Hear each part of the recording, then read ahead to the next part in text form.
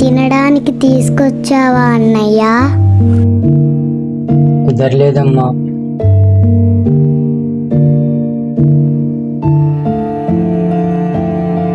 అందాక ఈ మంచినీళ్ళతో కొద్దిగా బిగుపట్టమ్మా.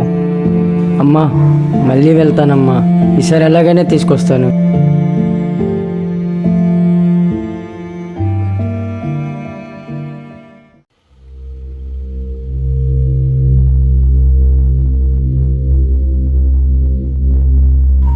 హలో అన్న, బయలుదేరుతున్నాడు. అక్కడంతా రెడీ కదా?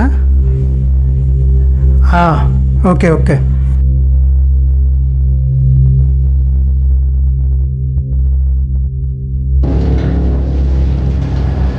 హలో విశ్వ, రాజకీయ నాయకుడికి క్యారెక్టర్ కంటే కులమే ముఖ్యం.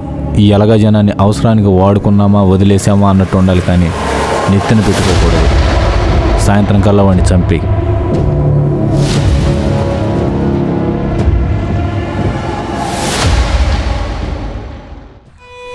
ఎవరిని అడిగినా చీపు అన్నారు, ఒక్కరు కూడా సహాయం చేయట్లేదు. ఛా!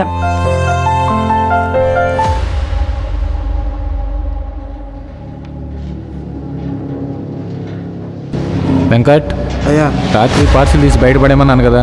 అయ్యా మర్చిపోయానయ్యా. ఇంకోసారి ఇది రిపీట్ అయిందనుకో, నా సంగతి తెలుసుగా నీకు. అయ్యా తెలిసే, సార్ రిపీట్ కానీ.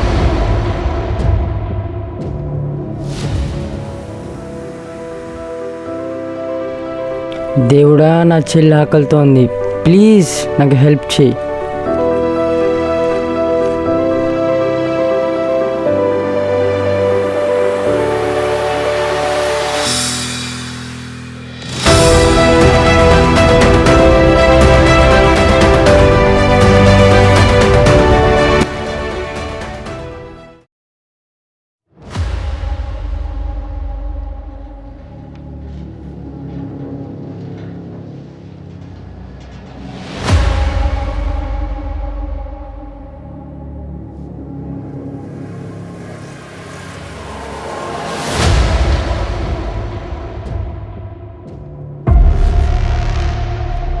నీళ్ళకి అల్లాడుతున్నాం అయ్యా, కొంచెం దయదాల్చండి అయ్యా.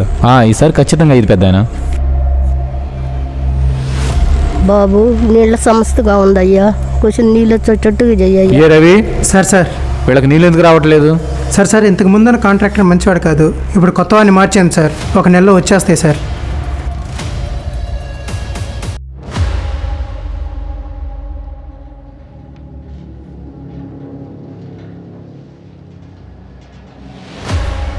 రవి, ఇంకోసారి ఎలాగా జనం మధ్య మీటింగ్లు ప్లాన్ చేయొద్దు.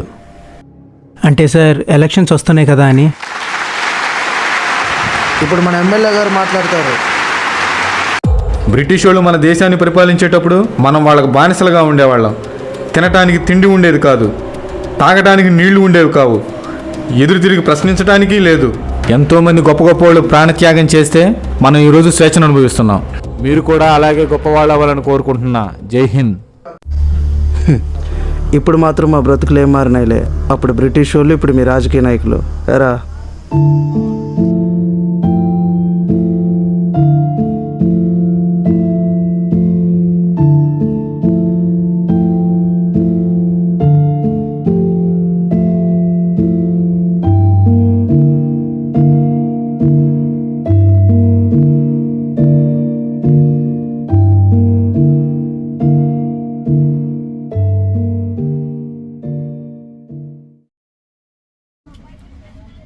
ఏ పాప జెండా కావాలా?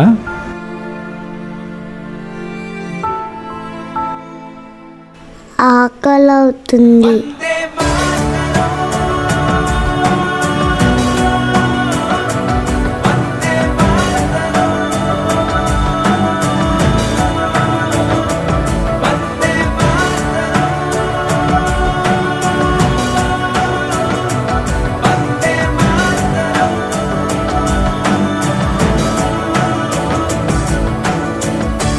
శకుని ఆడని జూదం బతుకే చదరంగం, ఇది ఆరని రావణ కాష్టం, చితిలోనే సీమంతం, ఇది మంచికి వంచన శిల్పం, ఇక ఆగని సమరంలో ఈ నేరం ఇక దూరం, ఇది మాతరం వందే